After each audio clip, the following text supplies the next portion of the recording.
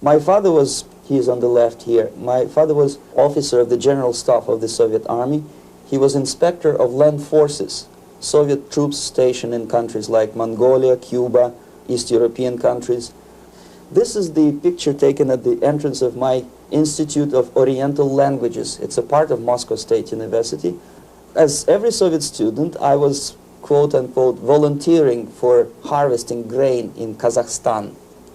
By the end of my training in school, I was recruited by the KGB. This picture was taken on that day, and you can see again how happy it feels to be recruited by the KGB. Pay special attention to number of bottles on the table. One of my functions was to keep foreign guests permanently intoxicated the moment they land at Moscow airport. In 1967, the KGB attached me to this magazine, Look Magazine.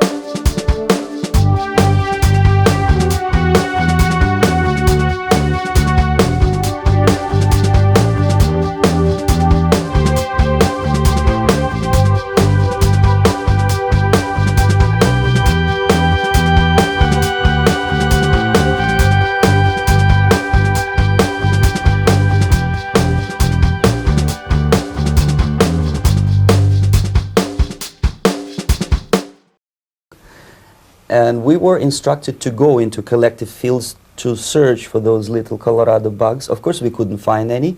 Neither we could find many potatoes. And that was explained again by the encroachments of the decadent imperialist power.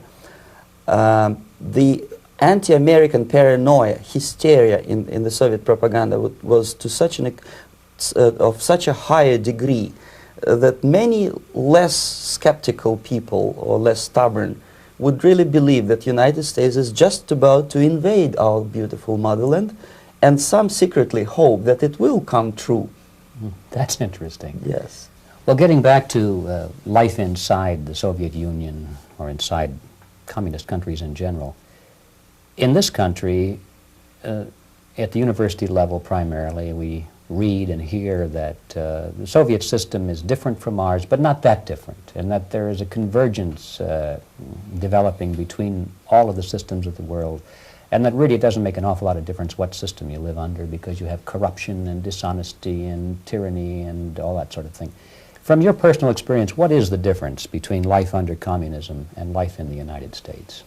Well, life is obviously very much different for simple reason that the Soviet Union is a state capitalist economically. It's a state capitalism where an individual has absolutely no rights, no value, his life is nothing, it's just like an insect. He is disposable, whereby in the United States even the worst criminal is treated as a human being, he has a fair trial, and some of them capitalize on their crimes. They publish their memoirs in their prisons and get handsomely paid by your crazy publishers.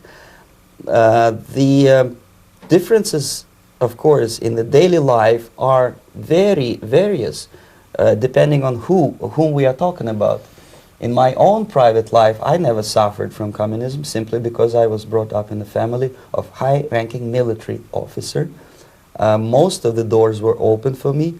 Most of my expenses were paid by the government, and I never had any troubles with the authorities or with the police. So, in other words, I would say I enjoyed, or I had good reasons to enjoy, all the advantages of so-called socialist system. Mm-hmm. My main motivations to defect had nothing to do with affluence. It was mainly moral indignation, moral protest, rebellion against the inhuman methods of the Soviet system. Well, specifically, what did you object to? I objected, first of all, against oppression of my own dissidents and intellectuals.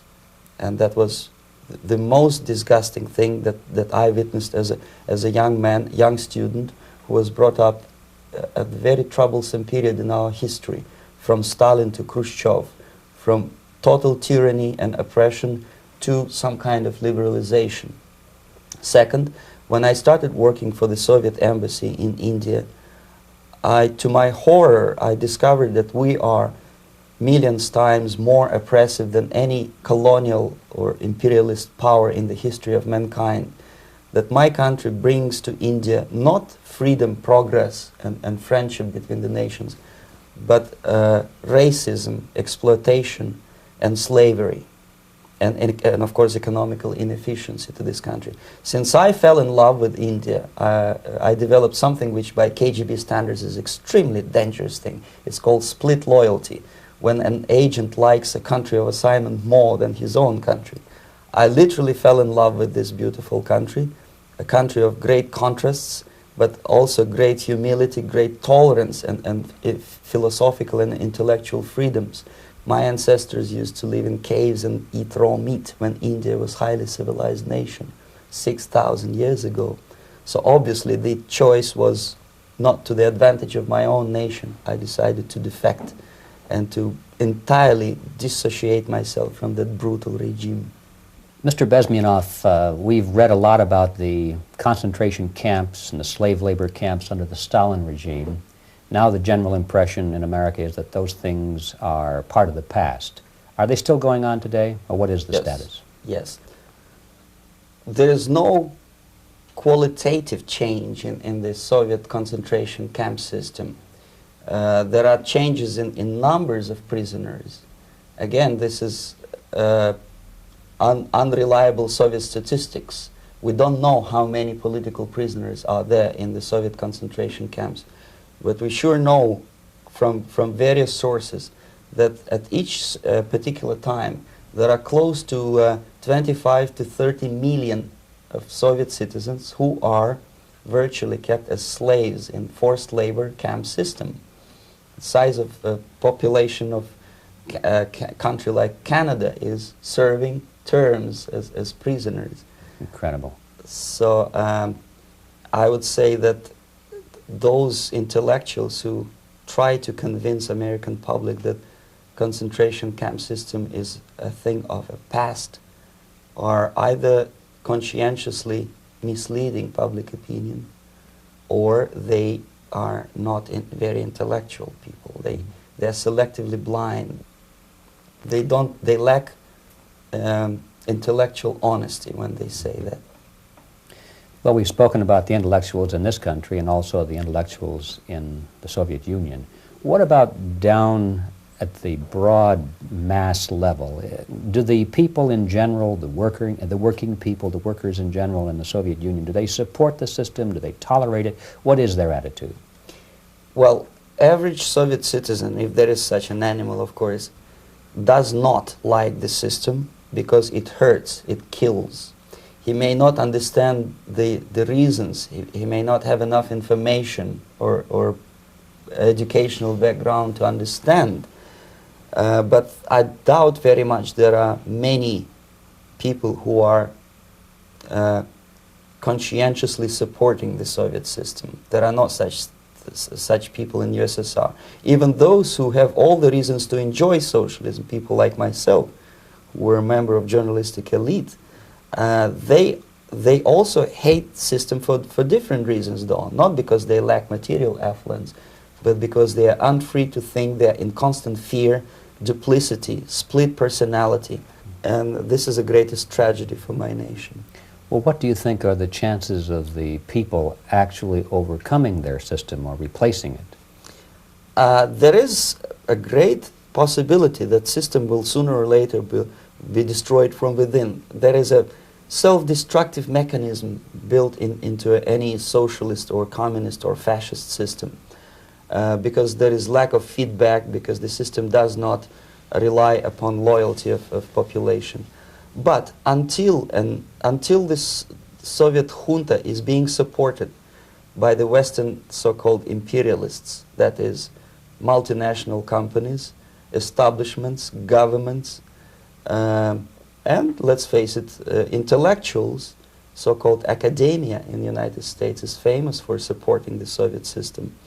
As long as the Soviet junta will keep on receiving credits, money, technology, grain deals, and political recognition from all these traitors of democracy or freedom, there is no hope, there is not much hope for changes in my country, and the system will not collapse by itself simply because it's being nourished by so-called American imperialism. This is the greatest paradox in history of mankind, when capitalist world supports and actively nourishes its own destroyer, destructor. I think you're trying to tell us something in this country. Mm-hmm. I'm trying to tell you that it has to be stopped unless you want to end up in Gulag system and enjoy all the advantages of socialist equality. Working for free, catching fleas on your body, sleeping on the planks of plywood in Alaska this time, I guess. Mm-hmm. That's where Americans will belong, unless they will wake up, of course, and force their government to stop aiding Soviet fascism. Mm-hmm. Well, you told us a moment ago why you left the system. I'd like to hear the details of how you did it. It must have been a very dangerous thing. It was not so dangerous, it was crazy. First of all, because defecting in India is virtually impossible, thanks to very strong pressure from the Soviet government. Excuse me, you were in India on assignment at that time? Yes, I was working for the Soviet embassy in New Delhi as a press officer. Mm-hmm. And defecting for a Soviet diplomat is next to impossible. It's a suicide, as I said, because a great friend Indira Gandhi pushed a law through parliament which says, and I quote, "No defector from any country has a right of political asylum in any embassy on the territory of Indian Republic," which is a masterpiece of hypocrisy. No other defector but a Soviet one needs a political asylum. So knowing that perfectly well, I planned a craziest possible way to defect. I studied counterculture in India. There were thousands of young American boys and girls with no shoes, long hair, smoking hash and marijuana, studying sometimes Indian philosophy, sometimes simply pretending that they studied. And they greatly annoyed Indian police, and they were laughing stock of Indians because obviously they were good-for-nothing students. I studied carefully where they congregate, what routes they travel, what language they speak, what do they smoke. And one day I simply joined a group of hippies to avoid detection of Indian police. I was dressed as a typical hippie with blue jeans, long kameez shirts, with all kind of nice decorations like beads, long hairs, I bought a wig because for several weeks I had to turn myself from a conservative Soviet diplomat into a very progressive American hippie. And that was the only way that I could avoid detection. It was very interesting experience, but it was necessary because from my own knowledge as a member of Soviet embassy staff, I knew that there were many cases when Soviet defectors were betrayed by Indian police, and also some Western embassies played a very dirty role in betraying the Soviet defectors. According to our information, there were some, I wouldn't call them double agents, but simply immoral people working for this for the United States embassy, and confiding in people like this would be a suicide. So I had to be extremely careful. I could not trust anyone, and that was the reason for such a crazy way to defect. Well, had you been caught in the act of trying to get out, what would have happened to you? Oh, most likely I would end up in concentration camp, or depending on the situation and on the whim of some bureaucrat in KGB, maybe even executed. This is normal practice, quietly, of course, not publicly. But that would be the end of my defection, of course. Well, when did you finally make it to the United States? In 1970, after about 6 months of debriefing in Athens by the CIA, and I presume FBI too, they let me go first to Germany, then to Canada. That was my decision. I had to change my identity to protect my family and my friends in USSR. And also I was a little bit paranoid, knowing that both Soviet KGB and probably some double agents within the American system may be after me. So I wanted to settle down as far away as possible. I requested CIA to give me some kind of new identity and just let me go on my own. And I settled in Canada. I was a student. I changed many professions, from farm help and laundry truck driver to language instructor and broadcaster for Canadian Broadcasting Corporations in Montreal. Well, have you had any threats on your life or any yes. unpleasant In about 5 years, KGB eventually discovered that I am working for Canadian Broadcasting. I made a very big mistake. I started working for overseas service of CBC, which is similar to Voice of America, in Russian language. And of course, monitoring service in USSR picked up every new voice. Every new announcer they would make it a point to discover who he is. And in 5 years, sure enough, slowly but surely, they discovered that I am not Thomas Schumann, that I am Yuri Alexandrovich Bezmenov, and that I am working for Canadian Broadcasting, and undermining beautiful détente between Canada and USSR. And the Soviet ambassador Alexander Yakovlev made it his personal effort to discredit me. He complained to Pierre Trudeau, who is known to be a little bit soft on socialism. And the management of CBC behaved in a very strange, cowardly way, unbecoming to representatives of an independent country like Canada.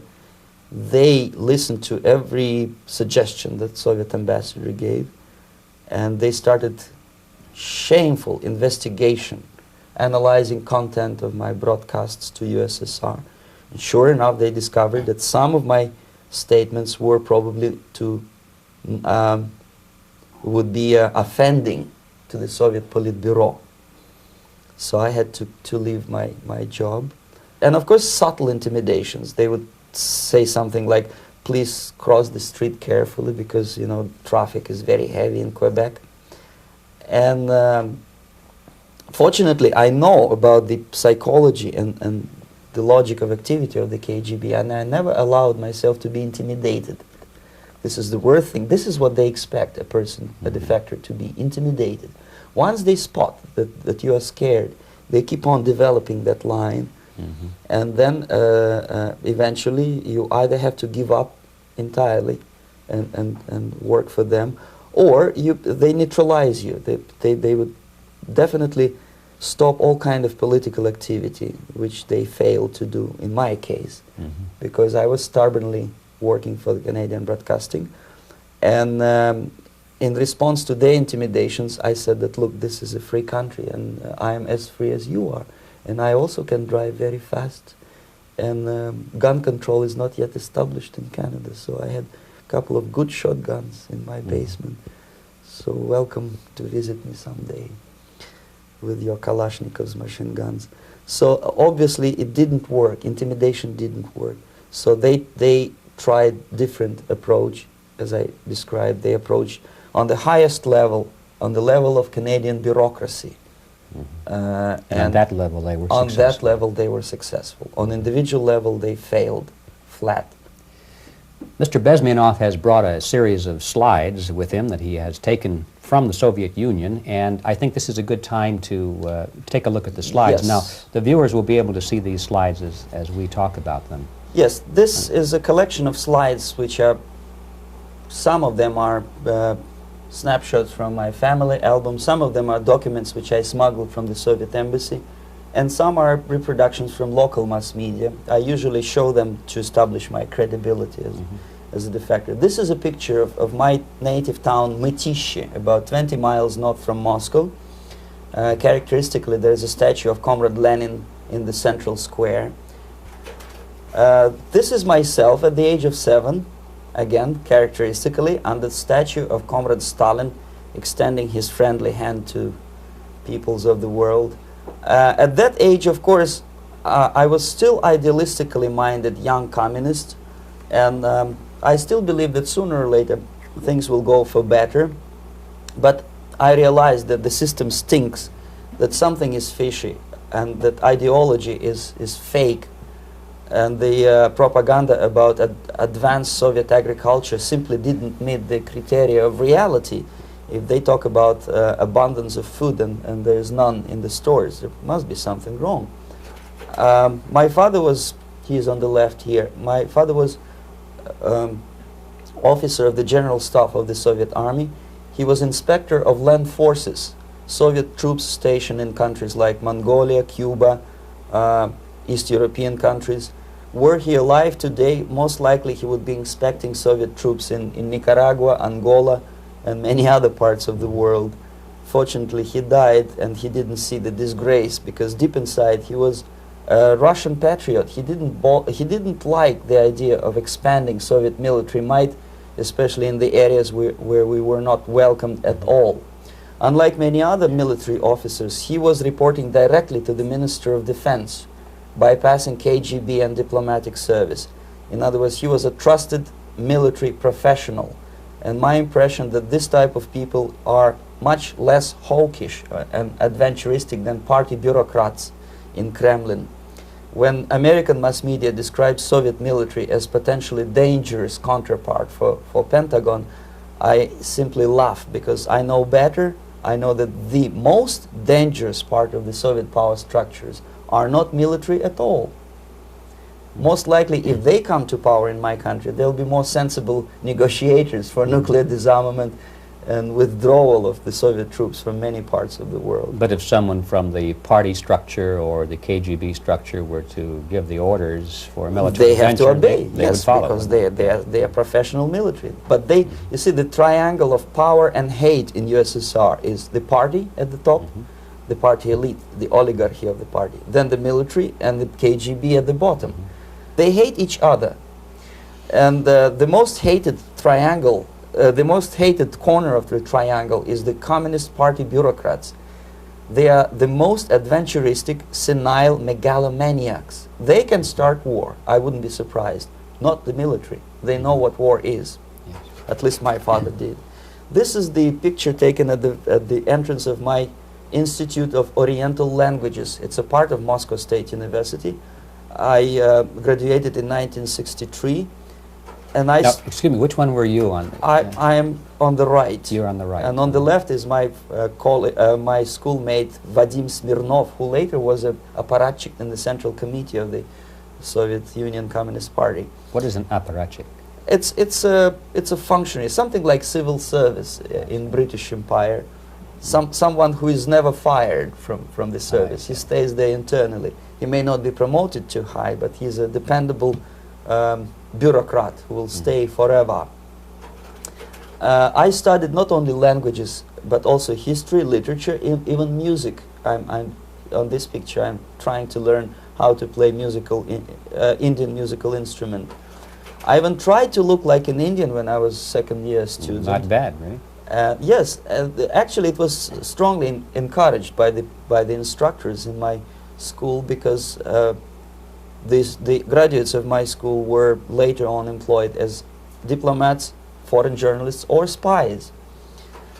As every Soviet student, I was quote-unquote volunteering for harvesting grain in Kazakhstan. This is a biggest.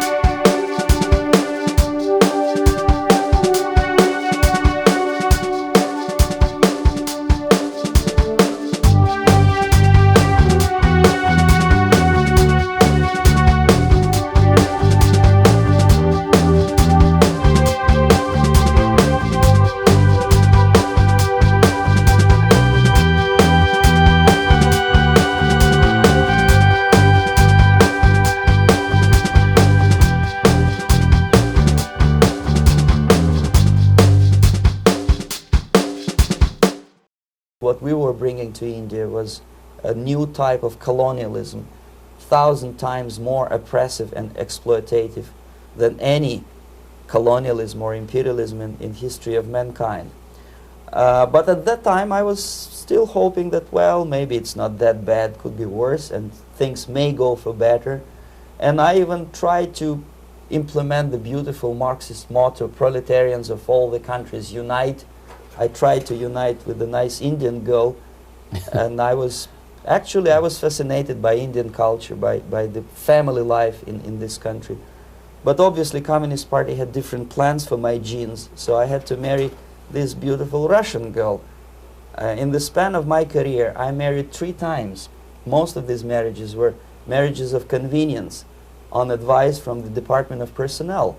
This is normal practice in USSR. When a Soviet citizen is assigned to a foreign job, he has to be married, either to keep family in USSR as hostages, or, if it's a convenience marriage like mine, so that the husband and wife are virtually informers on each other to prevent defection or contamination by decadent imperialist or capitalist ideas. In my case, I hated that girl so much that the moment I landed in Moscow, we were divorced, and I married later, second time. By the end of my first assignment in India, I was promoted to the position of public relation officer. You can see me here translating a speech by a Soviet boss. And you're on the right. I'm on the right here, yes. And it was, the occasion was commissioning of the refinery complex in Bihar, Barauni.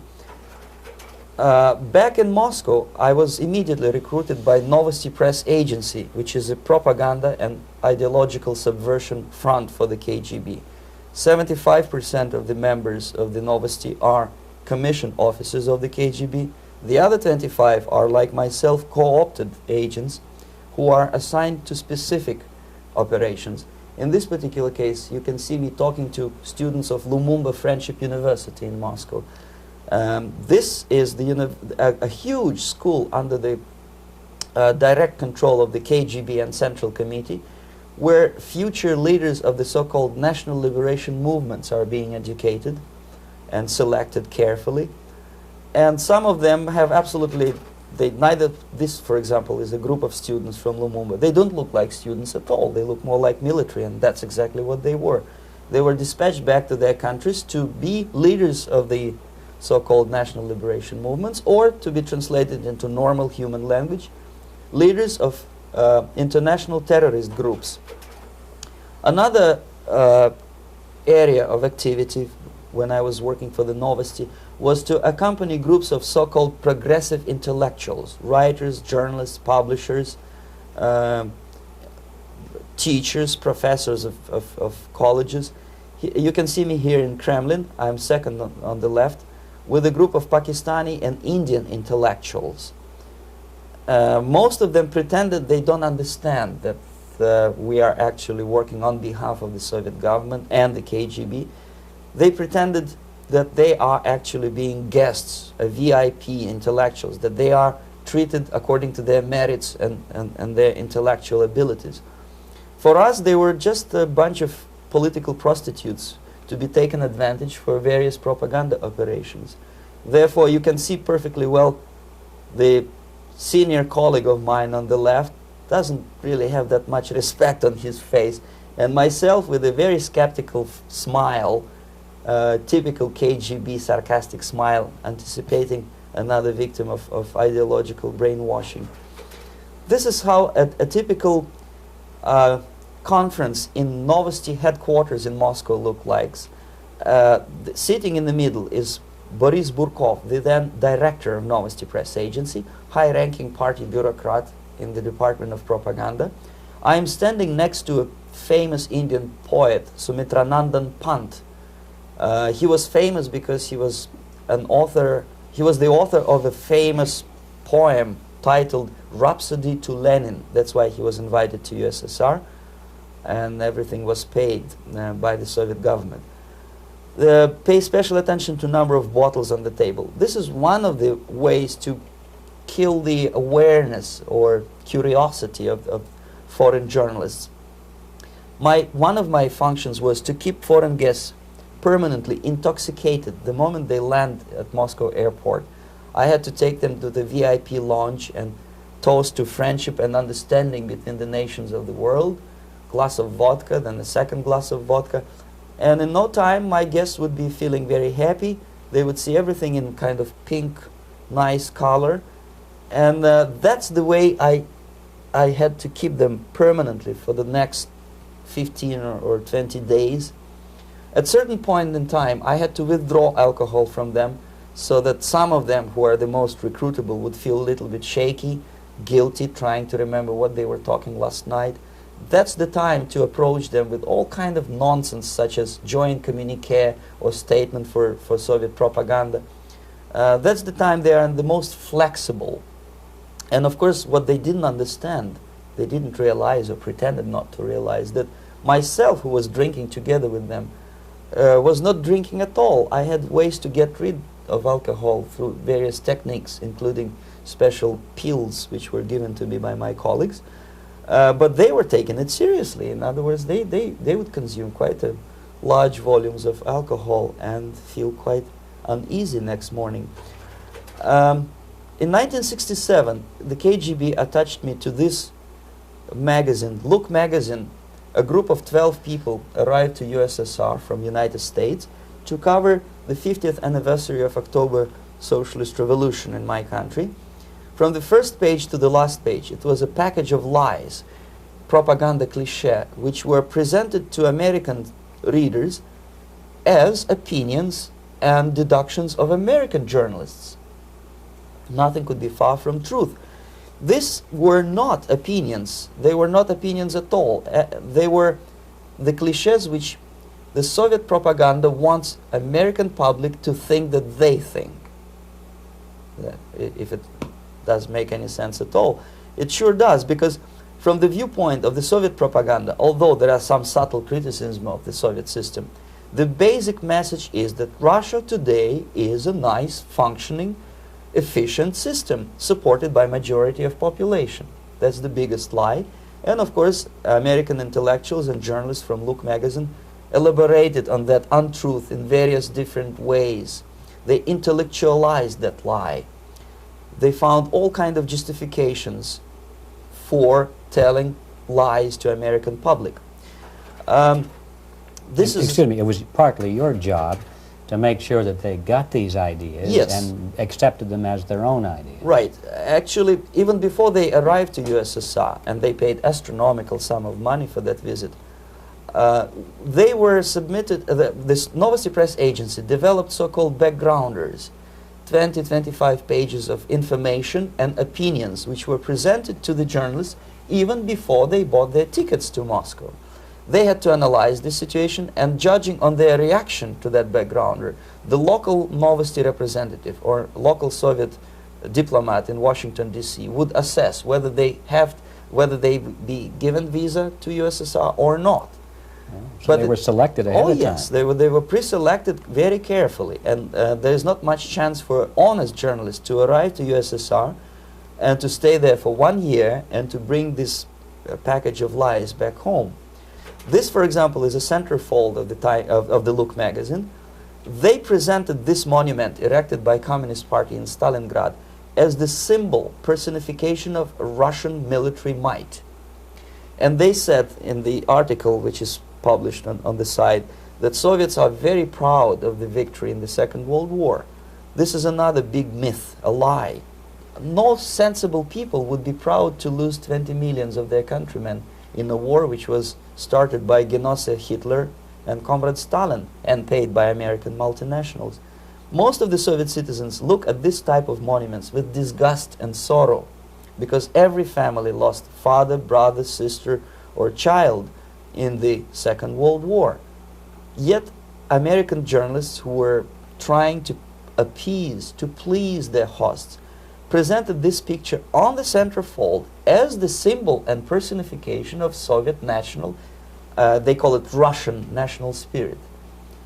And it was greatest misconception and a very tragic misunderstanding. Of course, Look magazine was not distributed in USSR. The main audience was in the United States.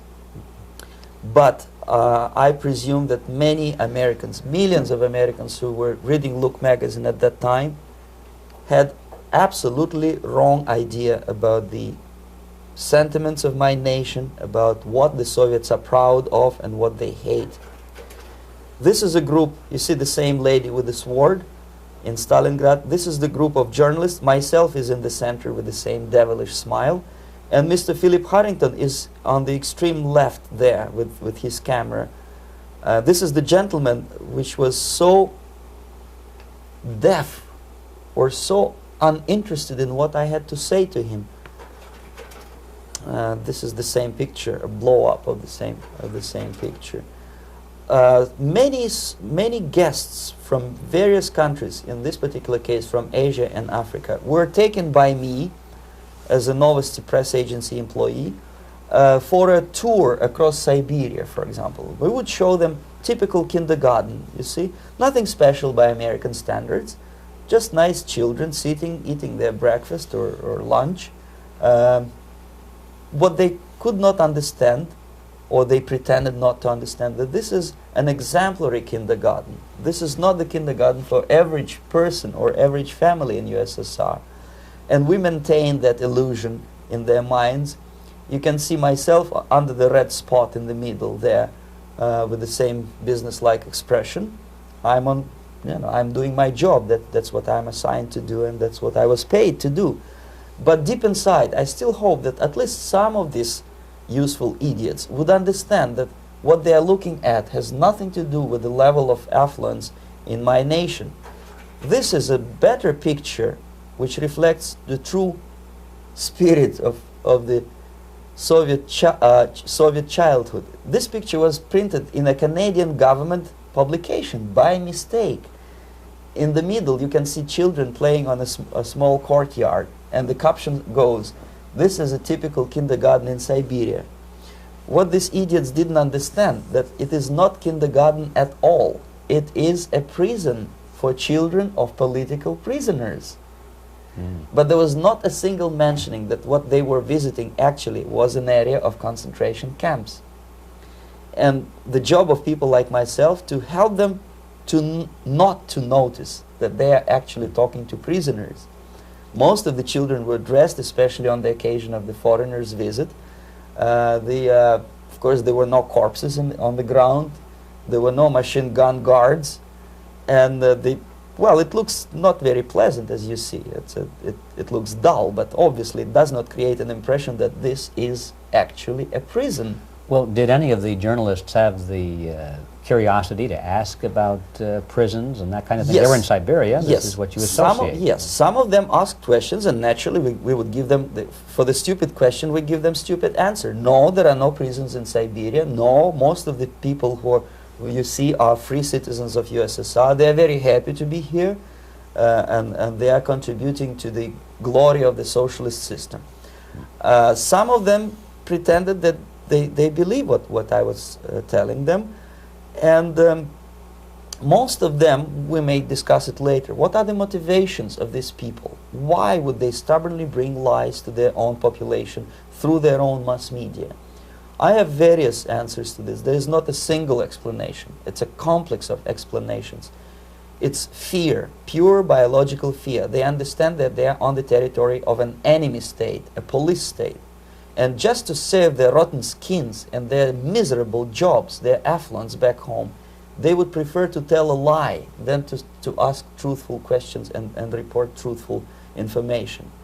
Second, most of these schmucks were afraid to lose their jobs, because obviously if you tell truth about my country, you will not last long as a correspondent of New York Times or Los Angeles Times. They will fire you. What kind of correspondent are you? You obviously cannot find common language with Russians if they kick you out in 24 hours. So just by trying to be conformist to their own editorial bosses, they tried not to offend the sentiments of the Soviet administrators and people like myself. Deep inside, I hope they would insult my or offend my sentiments. Obviously, they preferred not to. Another reason, I refuse to believe it, but obviously, there is another reason. Obviously, it's a greed. These people earn a lot of money. When they come back to USA, they claim that they are experts in my country. They write books which sells in million copies, titled like Russians, The Truth About Russia. Most of it is lie about Russia. Yet they claim to be Sovietologists. They play back myth about my country, the propaganda cliches. Yet they stubbornly resist the word of truth. If a person like Solzhenitsyn is either defecting or kicked out of USSR, they try all their best to discredit him and to discourage him. I don't have much chance to appear on national network with a true story about my country. But a useful idiot like Hendrik Smith or Robert Kaiser, they are big heroes. They come back from USSR. They say, oh, we were talking to dissidents in Russia. Big deal. Soviet dissidents are chasing American correspondents in the streets, and they are cowardly escaping from these contacts. For some strange reason, if you want to know more about Spain, you refer to Spanish writers. If you want to learn more about French, you read French or writers. Even about Antarctica, I bet you would read Penguins. Only about the Soviet Union, for some strange reason, you read Hendricks and Schmendricks and all kind of Kissingers, because they claim that they know more about my country. They know nothing, or next to nothing, or they pretend that they know more than they actually do. I would say they are dishonest people who lack integrity and common sense and intellectual honesty. They bring back all kind of stories like that. A kindergarten in Siberia. Omitting the most important fact, it's a prison for children of political prisoners. Another greatest example of monumental idiocy of American politicians. Edward Kennedy was in Moscow, and he thought that he is a popular, charismatic American politician who is easygoing, who can smile, dance at the wedding in Russian Palace of Marriages. What he did not understand, or maybe he pretended not to understand, that actually he was being taken for a ride.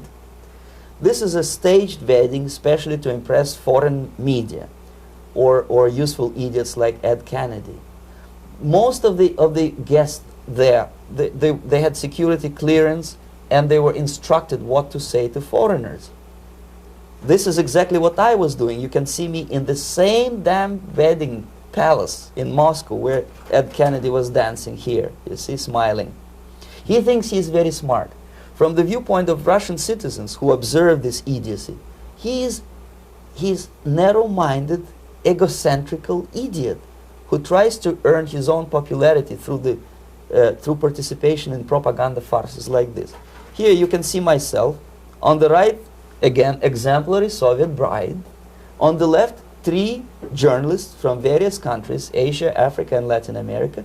Obviously, they enjoying the situation. They will go back home and write the reports. We were present on a regular Soviet wedding.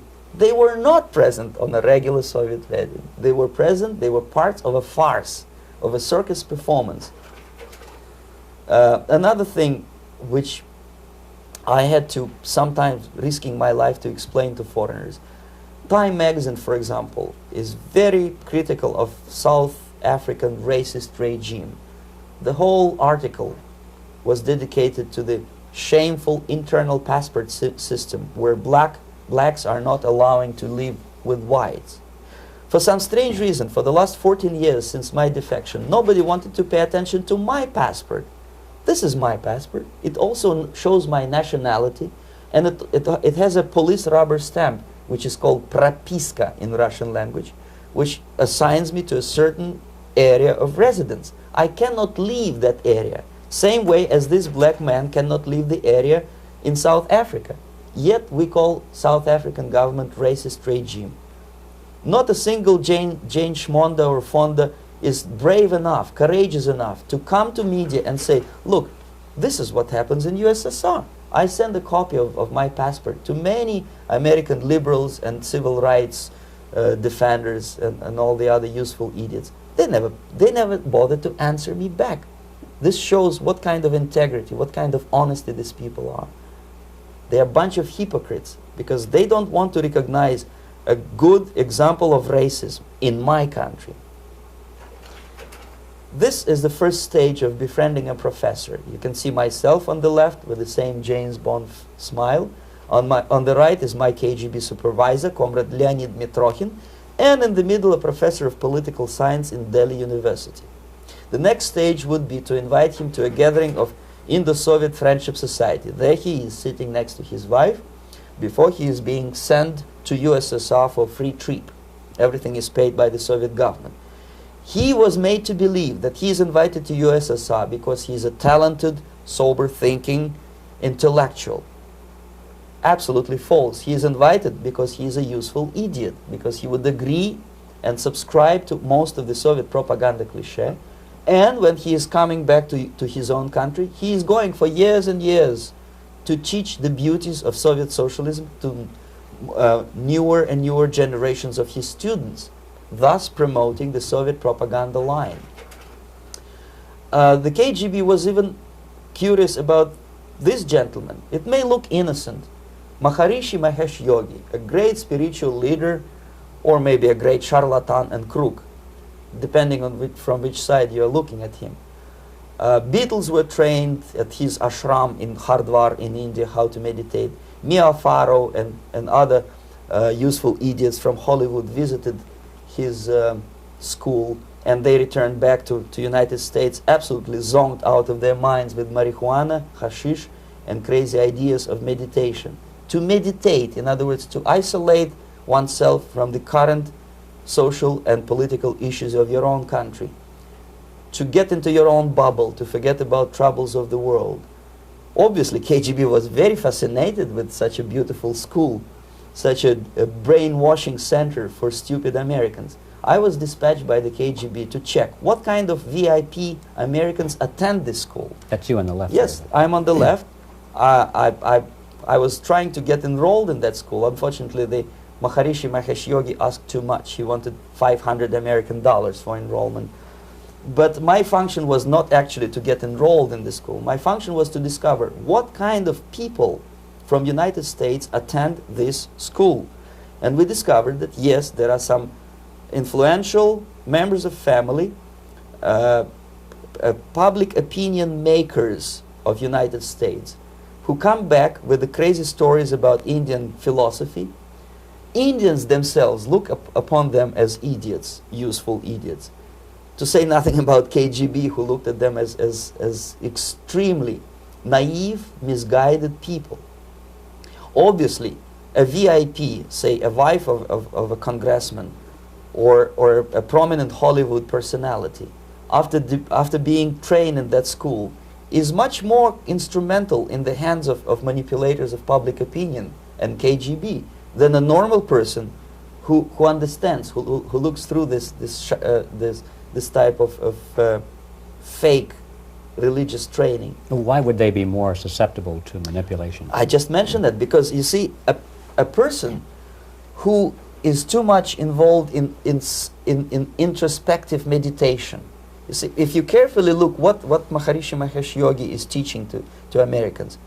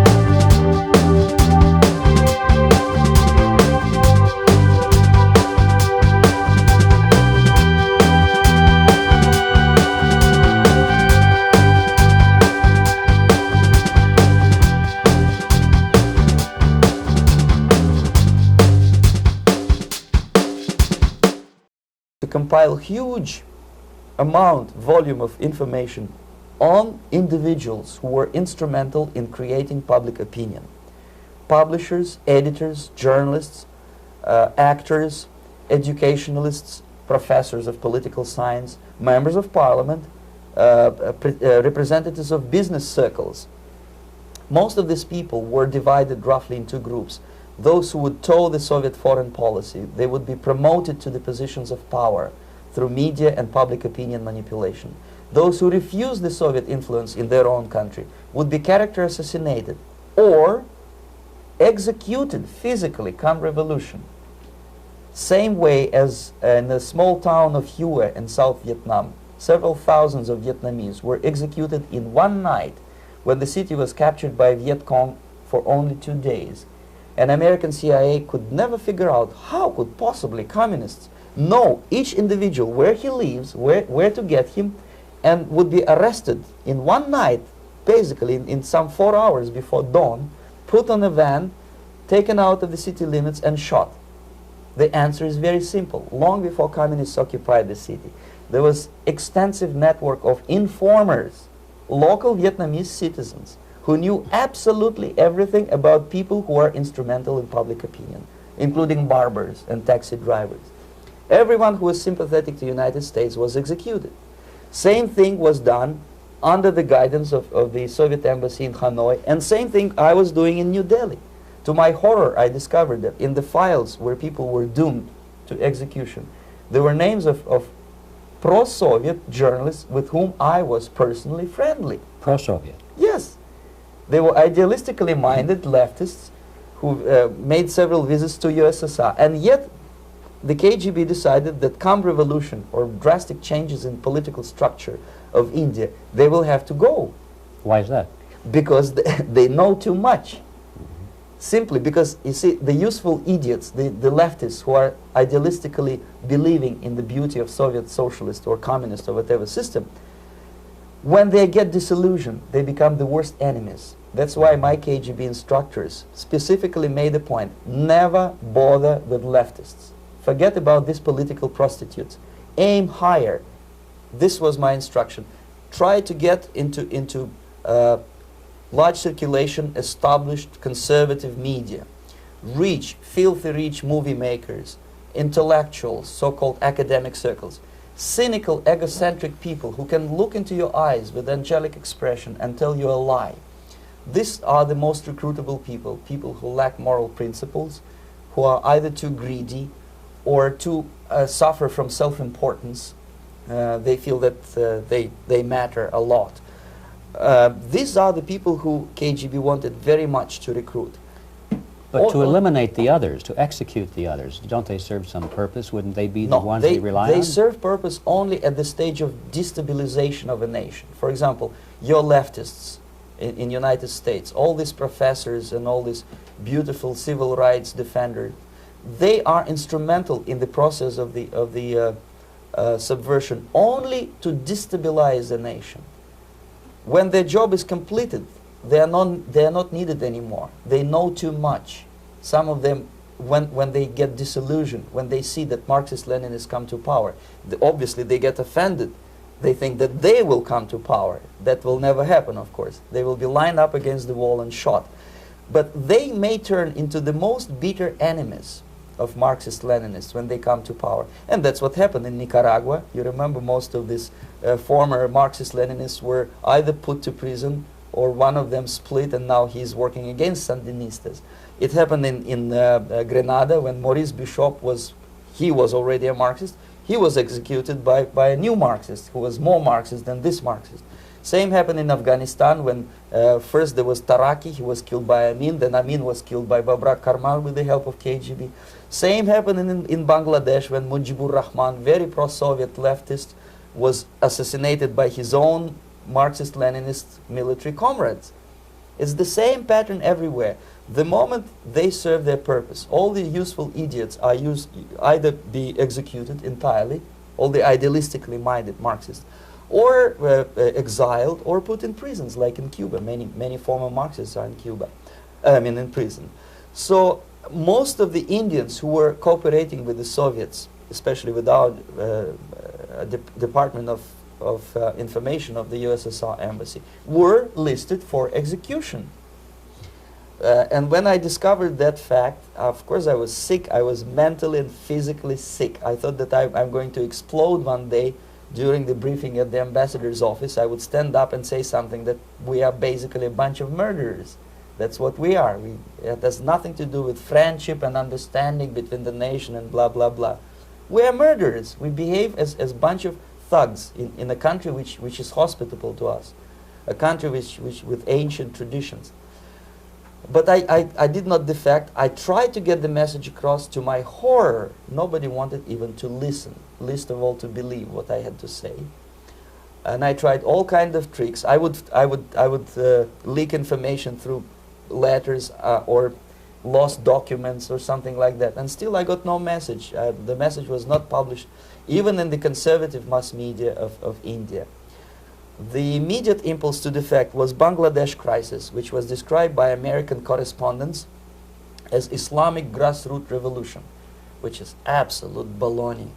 There was nothing to do with Islam, and there was no grassroots revolution. Actually, there are no grassroots revolutions, period. Any revolution is a byproduct of a highly organized group of conscientious and professional organizers, but has nothing to do with grassroots. In Bangladesh, it was nothing with grassroots. Most of the Awami League party members, Awami League means People's Party, were trained in Moscow in the High Party School. Most of the Mukti Fauj leaders, Mukti Fauj in Bengali means People's Army, same as SWAPO and all kind of liberation armies all over the world, the same bunch of useful idiots. They were trained at Lumumba University and various centers of the KGB in Simferopol, in Crimea, and in Tashkent.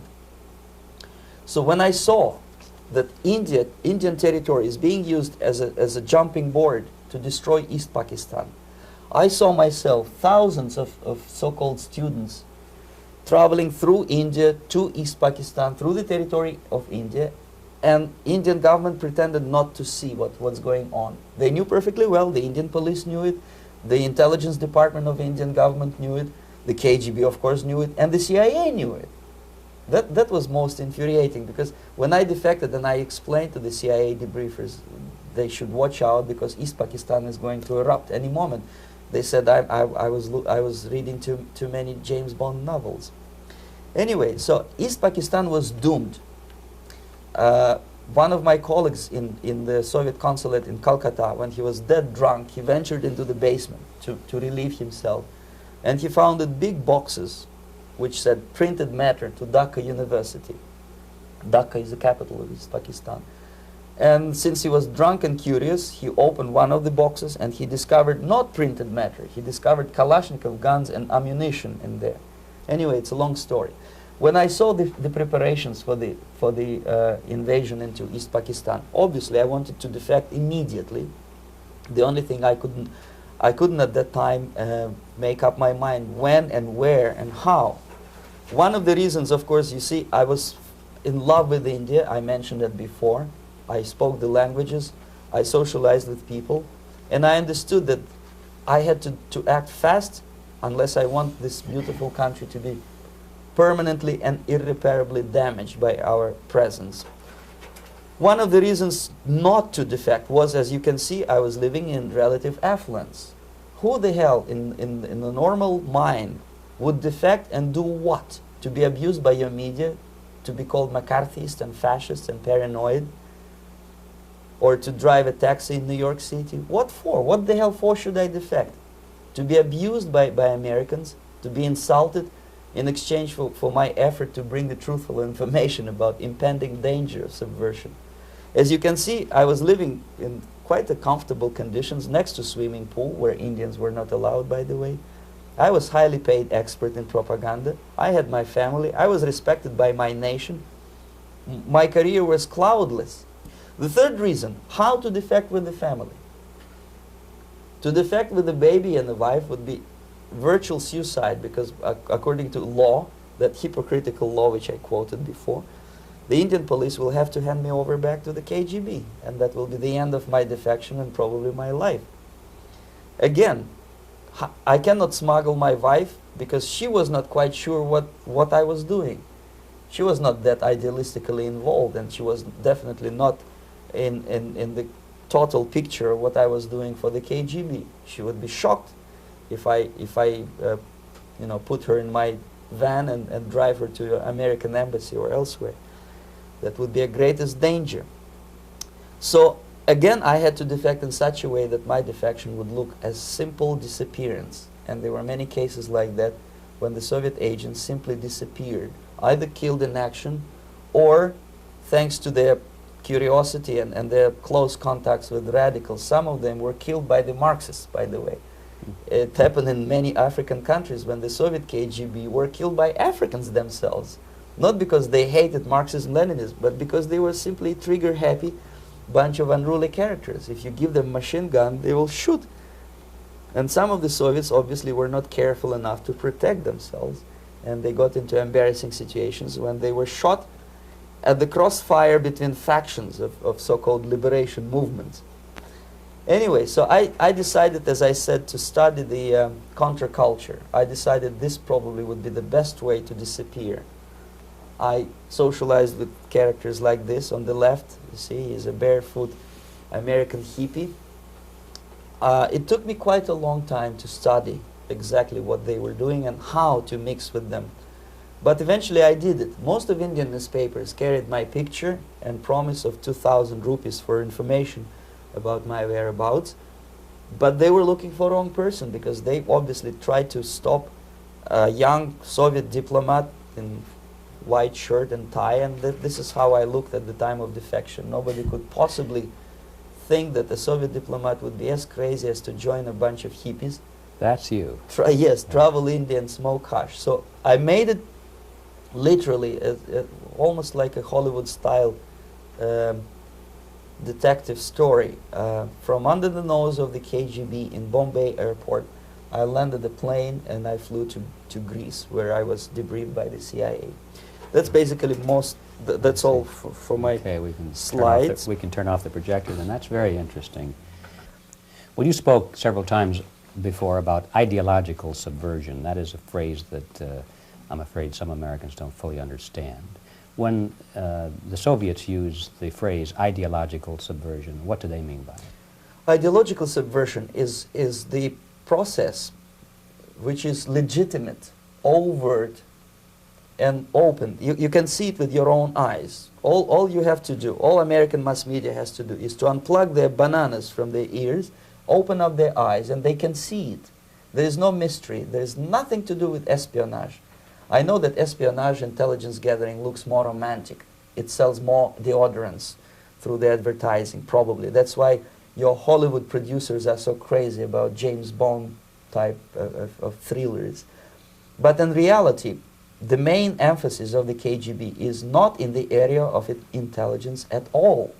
According to my opinion and opinion of many defectors of my caliber, only about 15% of time, money, and manpower is spent on espionage as such. The other 85% is a slow process which we call either ideological subversion or active measures, активные мероприятия in the language of the KGB, or psychological warfare. What it basically means is to change the perception of reality of every American to such an extent that despite of the abundance of information, no one is able to come to sensible conclusions in the interests of defending themselves, their families, their community, and their country. It's a great brainwashing process which goes very slow, and it's divided in 4 basic stages. The first one being demoralization. It takes from 15 to 20 years to demoralize a nation. Why that many years? Because this is the minimum number of years which requires to educate one generation of students in the country of your enemy, exposed to the ideology of the enemy. In other words, Marxism-Leninism ideology is being pumped into the soft heads of at least 3 generations of American students without being challenged or counterbalanced by the basic values of Americanism, American patriotism. The result you can see. Most of the people who graduated in the 60s, dropouts or half-baked intellectuals, are now occupying the positions of power in the government, civil service, business, mass media, educational system. You are stuck with them. You cannot get rid of them. They are contaminated. They are programmed to think and react to certain stimuli in a certain pattern. You cannot change their mind, even if you expose them to authentic information, even if you prove that white is white and black is black, you still cannot change the basic perception and the logic of behavior. In other words, these people, the process of demoralization is complete and irreversible. To get rid society of these people, you need another 20 or 15 years to educate a new generation of patriotically minded and common sense people who would be acting in favor and in the interests of United States society. And yet these people who've been programmed and, as you say, in place and Yes. who are favorable to an opening with the Soviet concept, these are the very people who would be marked for extermination in this country? Most of them, yes. Simply because the psychological shock when they will see in future what the beautiful society of equality and social justice means in practice, obviously they will revolt. They will be very unhappy, frustrated people. And the Marxist-Leninist regime does not tolerate these people. Obviously they will join the links of dissenters, dissidents. Unlike in present United States, there will be no place for dissent in future Marxist-Leninist America. Here you can get popular like Daniel Ellsberg and filthy rich like Jane Fonda for being dissident, for criticizing your Pentagon. In future, these people will be simply squashed like cockroaches. Nobody is going to pay them nothing for their beautiful, noble ideas of equality. This they don't understand, and it will be greatest shock for them, of course. The demoralization process in the United States is basically completed already. For the last 25 years. Actually, it's overfulfilled because demoralization now reaches such areas where previously not even Comrade Andropov and all his experts would even dream of such a tremendous success. Most of it is done by Americans to Americans, thanks to lack of moral standards. As I mentioned before, exposure to true information does not matter anymore. A person who was demoralized is unable to assess true information. The facts tell nothing to him. Even if I shower him with information, with authentic proof, with documents, with pictures, even if I take him by force to the Soviet Union and show him concentration camp, he will refuse to believe it until he is going to receive a kick in his fat bottom. When a military boot crashes then he will understand, but not before that. That's the tragic of the situation of demoralization. So basically America is stuck with demoralization, and unless, even if you start right now, here, this minute, you start educating new generation of Americans, it will still take you 15 to 20 years to turn the tide of ideological perception of reality back to normalcy and patriotism. The next stage is destabilization. This time, subverter does not care about your ideas and the patterns of your consumption. Whether you eat junk food and get fat and flabby, doesn't matter anymore. This time, and it takes only from 2 to 5 years to destabilize a nation, what matters is essentials: economy, foreign relations, defense systems. And you can see it quite clearly that in some areas, in such sensitive areas as defense and economy, the influence of Marxist-Leninist ideas in the United States is absolutely fantastic. I could never believe it 14 years ago when I landed in this part of the world that the process will go that fast. The next stage, of course, is crisis. It may take only up to 6 weeks to bring a country to the verge of crisis. You can see it in Central America now. And after crisis, with a violent change of power, structure, and economy, you have so-called the period of normalization. It may last indefinitely. Normalization is a cynical expression borrowed from Soviet propaganda. When the Soviet tanks moved into Czechoslovakia in '68, Comrade Brezhnev said, "Now the situation in brotherly Czechoslovakia is normalized." This is what will happen in the United States if you allow all these schmucks to bring the country to crisis, to promise people all kind of goodies and the paradise on earth, to destabilize your economy, to eliminate the principle of free market competition, and to put a big brother government in Washington, D.C., with benevolent dictators like Walter Mondale, who will promise lots of things, never mind whether the promises are fulfillable or not. He will go to Moscow to kiss the bottoms of new generation of Soviet assassins, never mind. He will create false illusions that the situation is under control. Situation is not under control. Situation is disgustingly out of control. Most of the American politicians, media, and educational system trains another generation of people who think they are living at a peacetime. False. United States is in the state of war, undeclared total war against the basic principles and the foundations of this system. And the initiator of this war is not Comrade Andropov, of course. It's the system. However ridiculous it may sound, the world communist system or the world communist conspiracy, whether I scare some people or not, I don't give a hoot. If you are not scared by now, nothing can scare you. But you don't have to be paranoid about it. What actually happens now, that unlike myself, you have literally several years to live on unless the United States wake up.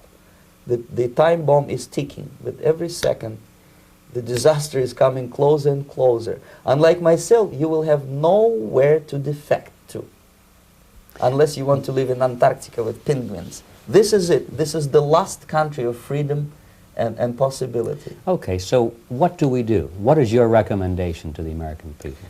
Well, the immediate thing that comes to my mind is, of course, there must be a very strong national effort to educate people in the spirit of real patriotism, number one. Number two, to explain them the real danger of socialist, communist, whatever, welfare state, big brother government. If people will fail to grasp the impending danger of that development, nothing ever can help United States. You may kiss goodbye to your freedom, including freedoms to homosexuals, to prison inmate. All this freedom will vanish, evaporate in 5 seconds, including your precious lives. The second thing, the moment at least part of United States population is convinced that the danger is real, they have to force their government. And I'm not talking about sending letters, signing petitions, and all this beautiful, noble activity. I'm talking about forcing United States government to stop aiding communism. Because there is no other problem more burning and urgent than to stop the Soviet military-industrial complex from destroying whatever is left of the free world. And it is very easy to do. No credits, no technology, no money, no political or diplomatic recognition, and of course no such idiocy as grain deals to USSR.